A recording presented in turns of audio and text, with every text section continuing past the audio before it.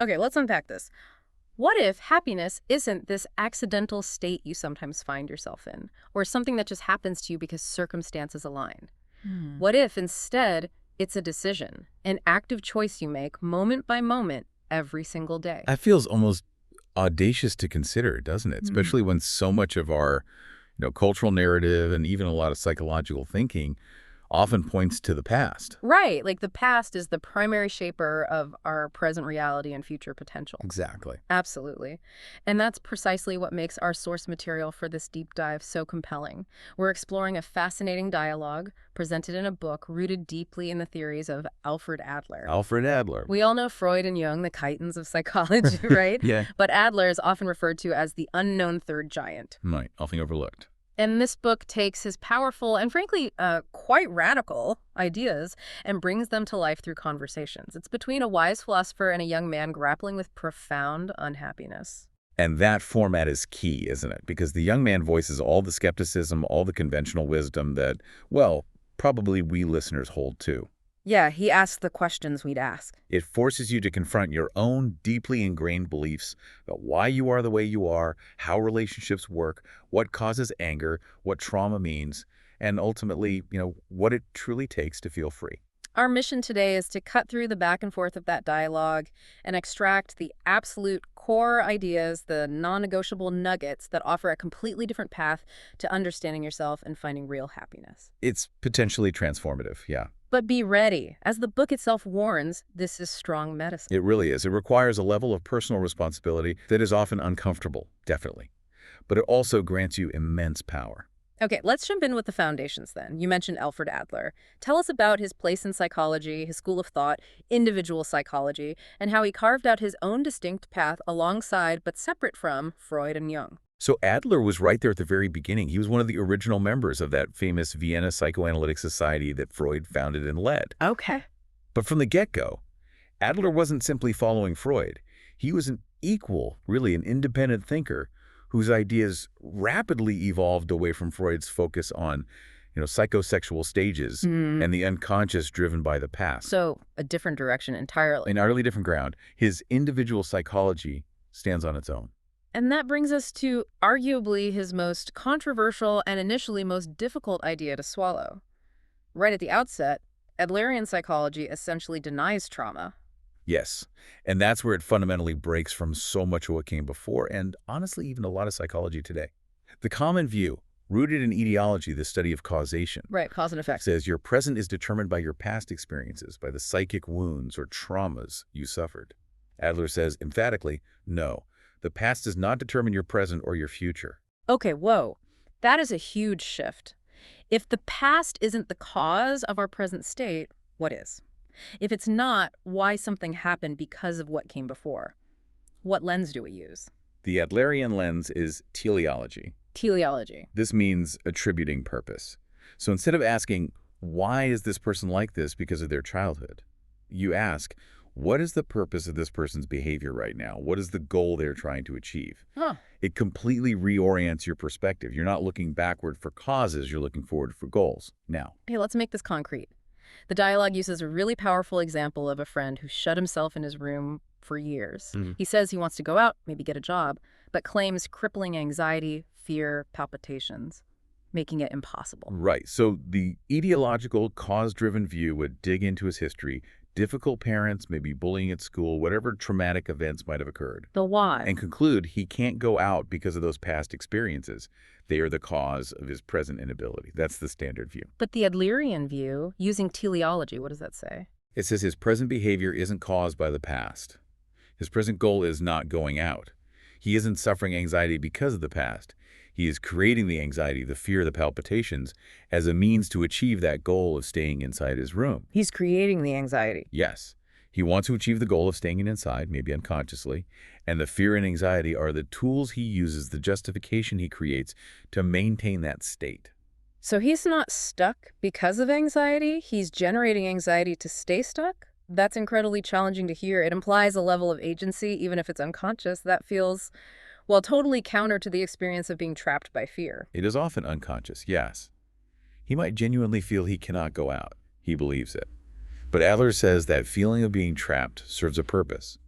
It allows him to avoid the unknown anxieties of the world outside, the possibility of failure, the need to engage with others. Oh, okay. It feels safer, in a strange way, to stay in the familiar even if it's an unhappy state. The symptoms aren't the cause, they're the means to a present goal. Let's apply this teleological view to emotions then, like anger. The dialogue mentions that scenario of yelling at a waiter for spilling coffee and claiming it was just an uncontrollable burst of rage. Right. And the philosopher counters that anger, in many everyday situations, isn't an unavoidable reaction to an event. It's an emotion you fabricate and use. It's a tool to achieve a goal. You fabricate. In this view, yes, Yeah. you chose to deploy anger, to overpower the waiter, to assert your supposed rightness, basically to dominate the interaction and get your way fast.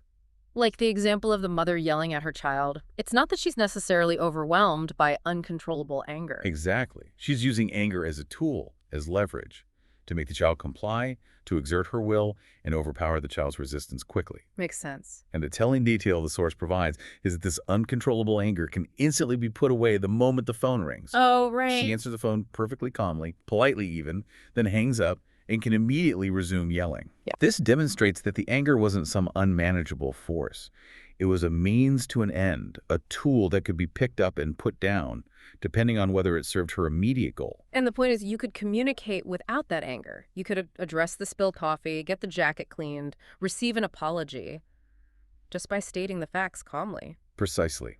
Anger used in interpersonal relations for personal gain is often just a shortcut, a way to quickly establish dominance or get your way by overwhelming the other person. Now, righteous indignation against genuine injustice, that's different, but personal outbursts are usually goal-driven.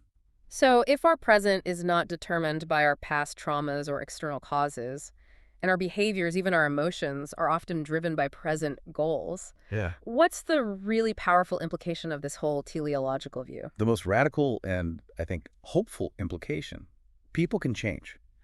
Everyone, without exception, can change and find happiness. This becomes possible because you can change your goals.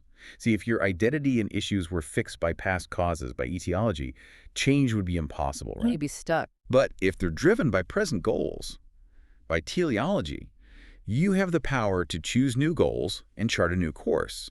This makes the causal past-determined view basically untenable if you accept the possibility of fundamental change. That fundamentally shifts where responsibility lies, doesn't it? Entirely.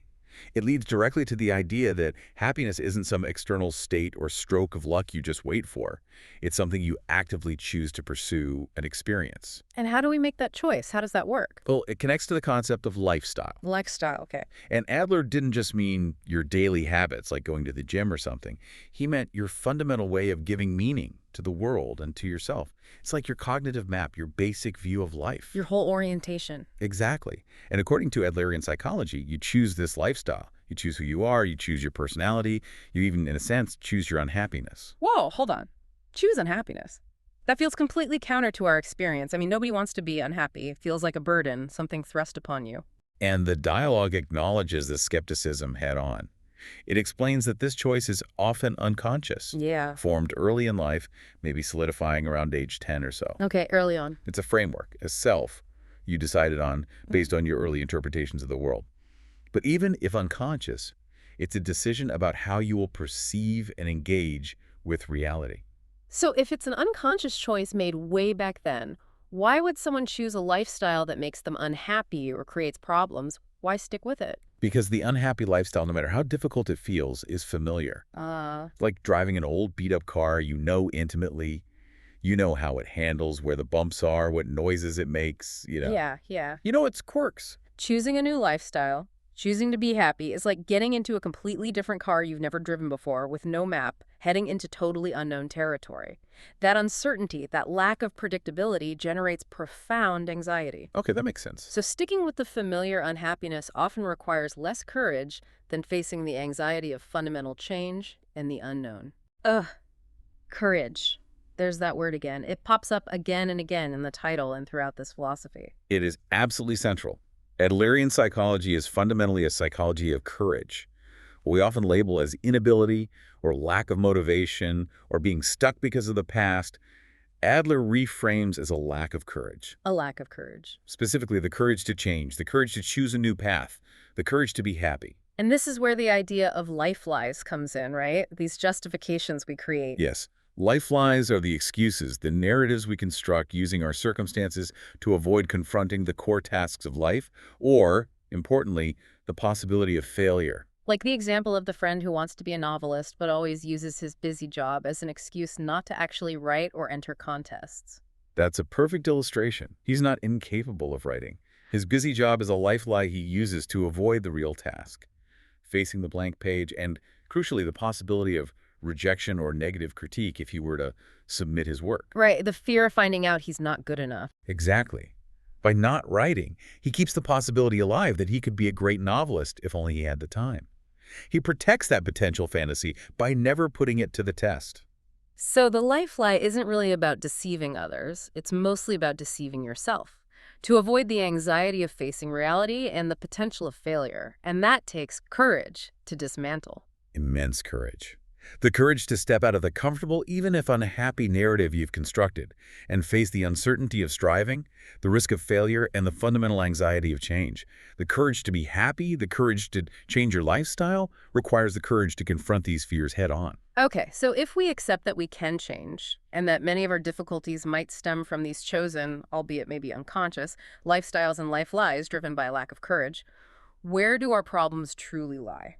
This leads us to Adler's most fundamental assertion, the one the young man in the dialogue finds hardest to accept. Yes, the really big one. All problems are interpersonal relationship problems. Everything. That sounds, well, kind of reductive. Like, Sure. it minimizes real suffering, real hardship sometimes. It sounds counterintuitive at first, definitely.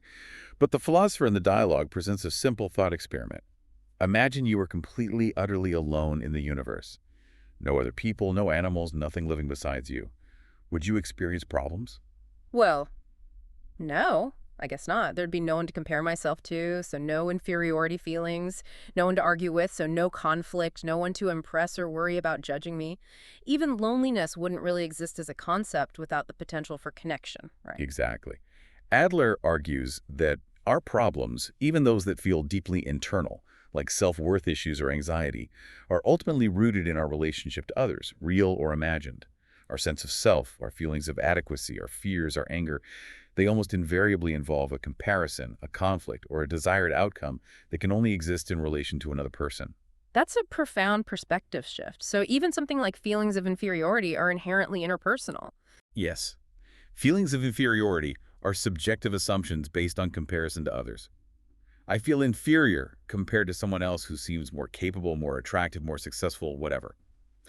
Healthy striving, in contrast, comes from comparing yourself not to others, but to your own ideal self, moving towards your potential. Okay, so feelings of inferiority are normal and subjective, part of striving maybe. Mm-hmm. What about the inferiority complex? How's that different? This is different. It's not just feeling inferior. It's using that feeling as an excuse or justification. It's saying, I can't succeed because I'm not smart enough, or because I didn't get the right education. The if only. Exactly. It implicitly contains the life lie, if only I were smart enough educated, I could succeed spectacularly. It's a way of maintaining that if only potential while avoiding the risk of actually trying. Got it. And the superiority complex. This is often a compensation, a cover-up, for very strong inferiority feelings that the person just cannot tolerate. They attempt to mask it by acting superior, perhaps through bragging, constantly displaying achievements, or relying on borrowed power. Borrowed power, like what? Like status, wealth, association with famous people. The example in the book is someone flashing expensive jewelry to project importance. It's an outward show designed to convince themselves and others of their superiority, but it's actually masking deep-seated inferiority. They're living by others' values, really. And all of these complexities, feelings of inferiority, the complexes they seem to stem from living in relation to others, often in a competitive way, right? Precisely. Which is why Adler says life is not a competition. When you view life as a race to be won against others, those others become enemies or rivals. Yeah, you're always looking over your shoulder. Always. This creates a constant state of anxiety, fear, and distrust. Even if you achieve success by societal standards, you can't find genuine happiness because you're perpetually worried about being overtaken or losing ground. Healthy striving is simply about moving forward oneself, improving yourself, not about being better than someone else. Withdraw from places obsessed with winning and losing. And this competitive mindset, it fuels power struggles. Absolutely. If you see every interaction as a potential win or loss, then being proven wrong or admitting a mistake feels like defeat. The goal shifts from finding the right course of action or understanding the truth to simply winning the interpersonal contest. So you get angry because you want to overpower the other person and not lose. Exactly. It's not necessarily because you're logically correct, it's about winning the fight. Trying to make others submit is rooted in that desire not to lose. And if you can't win that power struggle, the dialogue says it can escalate to a revenge stage. Yeah, where the goal becomes simply to upset the other person, to hurt them because you couldn't win. It gets ugly. It's crucial then to recognize when you're being drawn into a power struggle and just refuse to engage. Yes, absolutely. And remember that anger we talked about? It's often just the fuel for this power struggle dynamic. Admitting fault isn't defeat, it's just stepping out of that game. So if all our problems are interpersonal, where do they manifest most acutely? Where do we really face them? Adler identified 3 core life tasks, unavoidable challenges that require us to engage with others: work, friendship, and love. These are the key arenas where interpersonal problems inevitably surface. Okay, work. That involves facing judgment, maybe feeling incompetent in front of colleagues or clients. Right. Fear of judgment, fear of not being good enough. Friendship involves taking the initiative to build relationships outside of, say, work or family, putting yourself out there to connect. Which takes courage, definitely. Initiating deepening connections. And love, particularly the parent-child relationship, is described with striking imagery in the source rigid chains versus the lighter red string of romantic love. Why rigid chains? The parent-child task is seen as the most challenging, precisely because, ideally, you cannot just cut it off easily. Unlike a romantic relationship that can end, the bond to your parent or your child is often a rigid chain you have to engage with, even if it's really difficult. You mustn't run away from that task.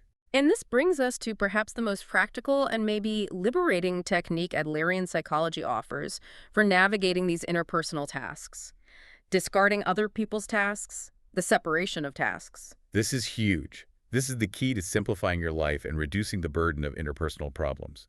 The core question to ask is always, who ultimately receives the outcome of this decision or action? Whoever receives the outcome, it's their task. Okay, give me an example. A parent forcing a child to study. Right. Who gets the grade? Who passes or fails the test? The child. Exactly. So studying is the child's task. The parent intervening, nagging, forcing, that's crossing a line into the child's task. The parent can offer support, resources, express concern, sure, but the act of studying and the outcome belong to the child. And the shut-in child example again. The task of deciding to leave the room and re-engage with the world is fundamentally the child's. The parents can signal readiness to help, be supportive when the child chooses to move, but they cannot make that choice for them. It's the child's task to resolve. This feels radical, especially in relationships where we feel, or are told we should feel, responsible for others' well-being or choices. Like with aging parents or adult children. It is radical, and it reminds me of the analogy used in the source. Alexander the Great cutting the Gordian knot. Ah, right. These complex interpersonal entanglements, like feeling responsible for an adult child's life choices, or trying desperately to get a parent's approval who will never give it. Yeah. They're often knots that cannot be gently unraveled through conventional means. Sometimes you need to metaphorically sever the knot by recognizing whose task is whose and focusing only on your own. Stop intervening in their tasks. And the most powerful application of this separation of tasks might be realizing that worrying about how others see you, what they think, whether they judge you, is entirely their task, not yours. Absolutely. The dialogue uses that wonderful line from the philosopher's grandmother. You're the only one who's worried how you look.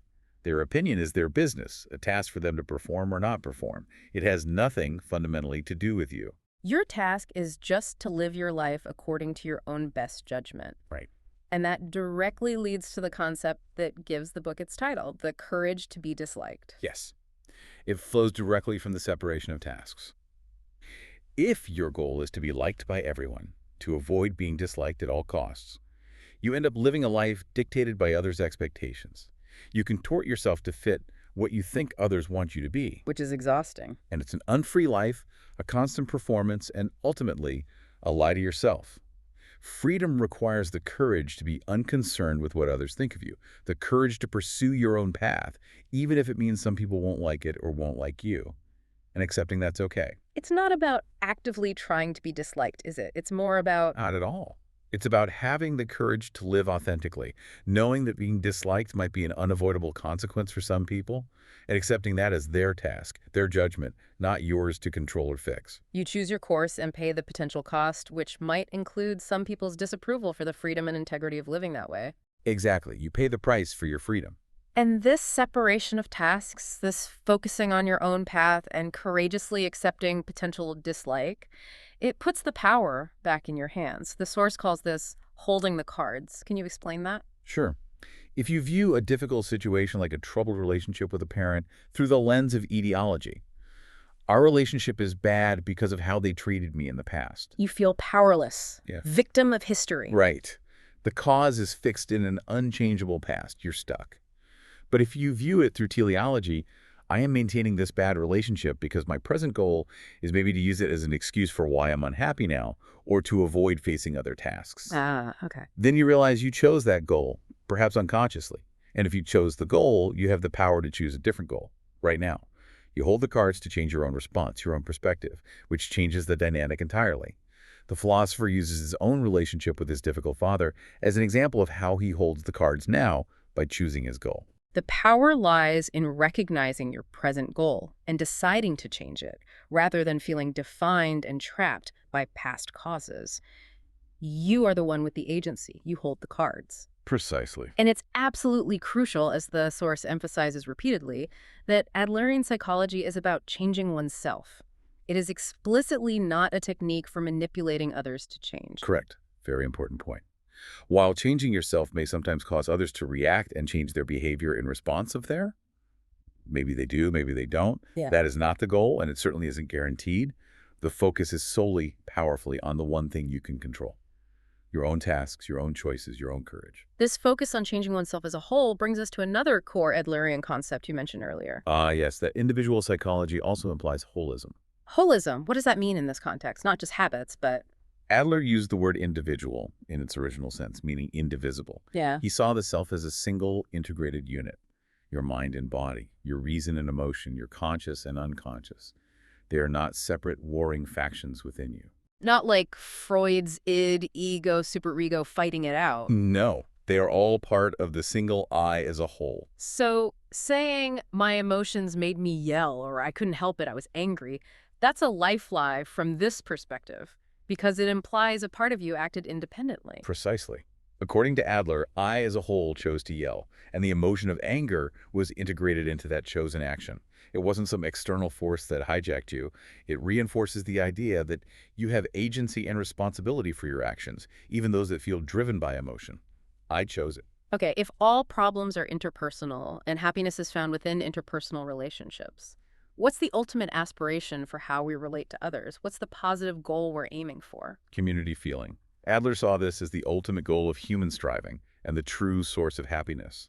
It's that sense of belonging, the feeling that it's okay to be here, that you have a place and are connected to others as comrades. And what's the major barrier to achieving this community feeling?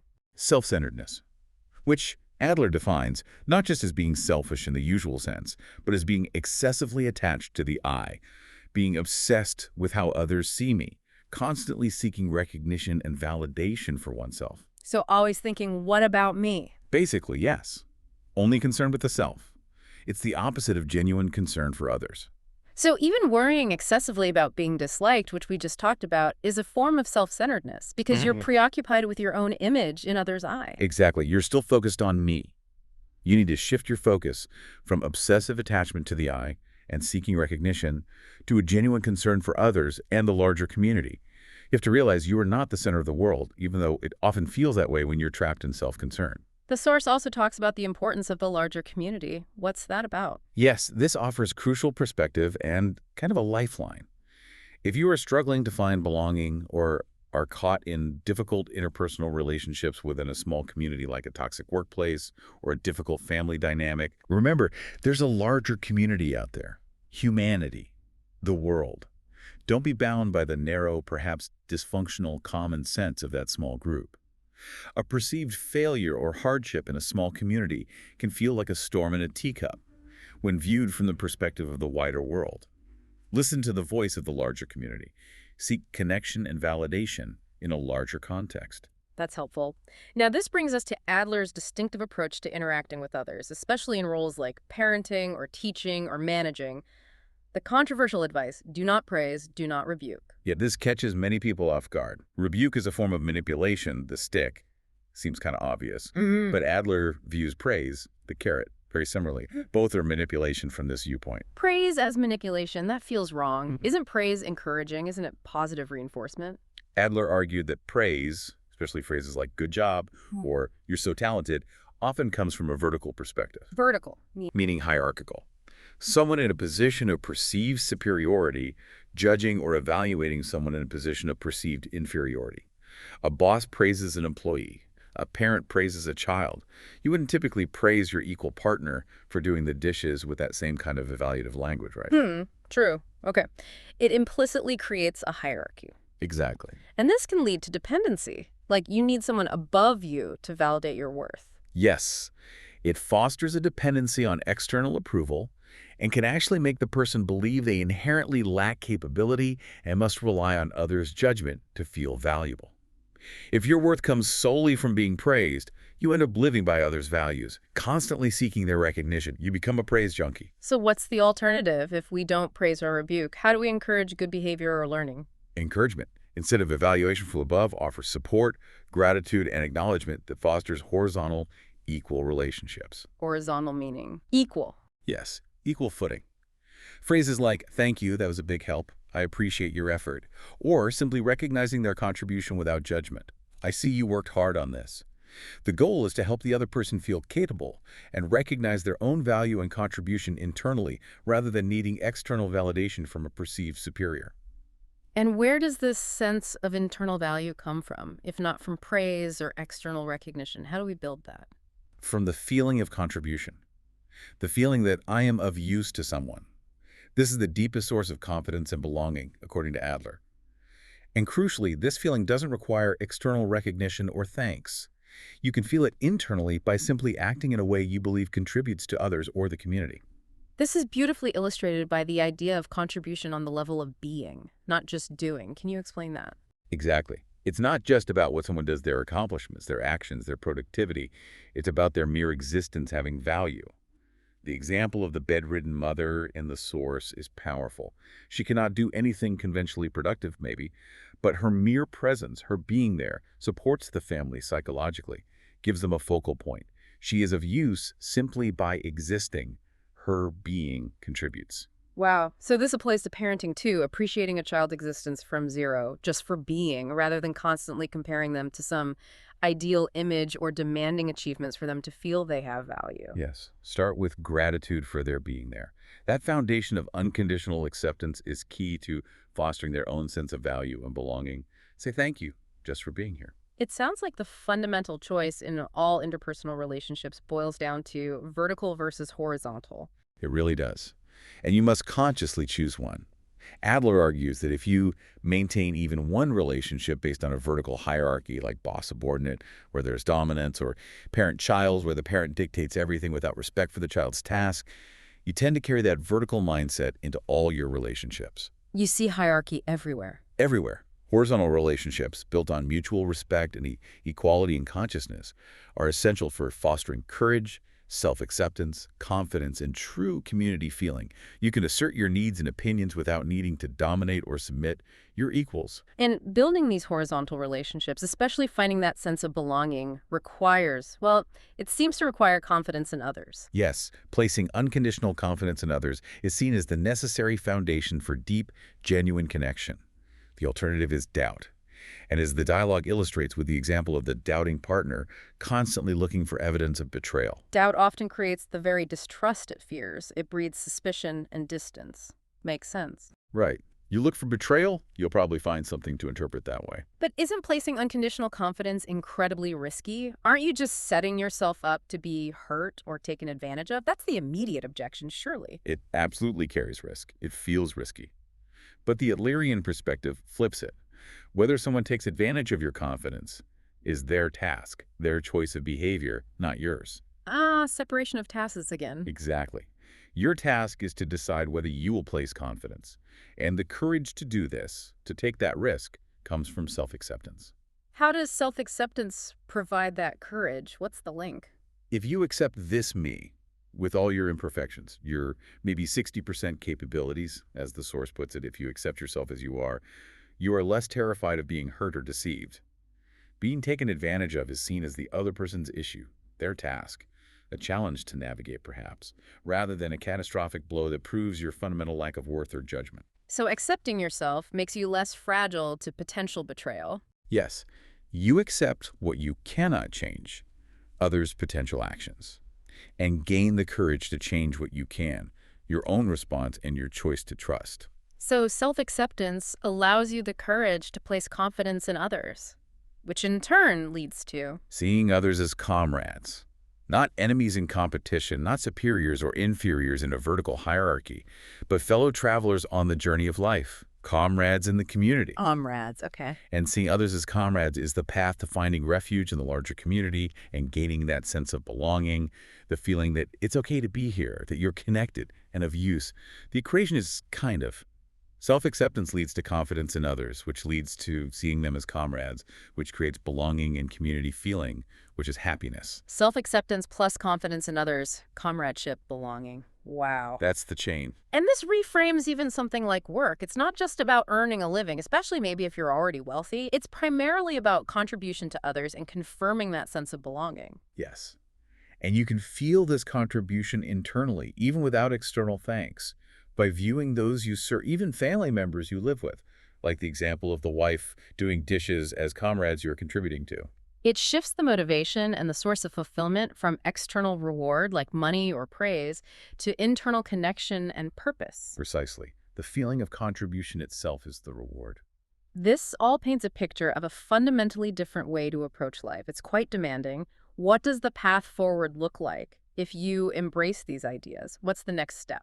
Well, one key aspect is letting go of the pursuit of easy superiority. Right, that's seeking attention or a sense of specialness without putting in consistent effort, like the child who misbehaves just to get noticed, even if it's negative attention. Yes, it feels easier, maybe, than the sustained effort required for healthy striving and contribution. And it often leads to seeking negative attention if positive attention is hard to get, because any attention feels better than none if you crave superiority. So what's the alternative? The alternative, and the path requiring real courage, is the courage to be normal. The courage to be normal. That still sounds, well, average, undistinguished. Why is that courageous? The source strongly argues that normal, in this context, is not mediocre.